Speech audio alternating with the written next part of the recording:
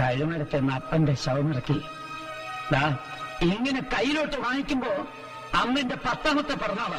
തിരുവല്ല തിരുമൂലപുരം മണ്ണടിപ്പറമ്പിൽ ഗോവിന്ദപ്പണിക്കർ മകൻ സോമൻ അഥവാ MG സോമൻ എന്ന മലയാളത്തിന്റെ പ്രിയതാരം വിടവാങ്ങിയിട്ട് ഇന്ന് 19 വർഷം പിന്നിടുകയാണ്. എയർഫോഴ്സ് ഉദ്യോഗസ്ഥനായ സോമൻ 1973 മലയാള ചലച്ചിത്ര രംഗത്തേക്ക് കടന്നു വരുന്നത്. മലയാറ്റൂർ PN മേനോൻ കൂട്ടുകെട്ടിൽ പിറന്ന ഗായത്രി എന്ന സിനിമയിലൂടെയായിരുന്നു സോമന്റെ മലയാള സിനിമയിലേക്കുള്ള രംഗപ്രവേശം.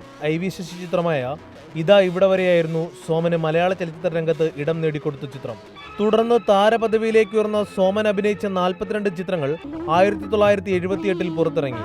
ഇന്നും ആ റെക്കോർഡ് മറ്റാർക്കും മറികടക്കുവാൻ കഴിഞ്ഞിട്ടില്ല എന്നതാണ് സോമൻ എന്ന നടനെ വ്യത്യസ്തനാക്കുന്നത്. 400ഓളം ചിത്രങ്ങളിൽ സോമൻ വേഷമിട്ടു. പ്രിയദർശൻ ചിത്രങ്ങളിലൂടെ ഹാസ്യ കഥാപാത്രങ്ങളും തനിക്ക് വഴങ്ങുമെന്ന് അദ്ദേഹം തെളിയിച്ചു. നിരവധി പുരസ്കാരങ്ങളും അദ്ദേഹം സ്വന്തമാക്കി.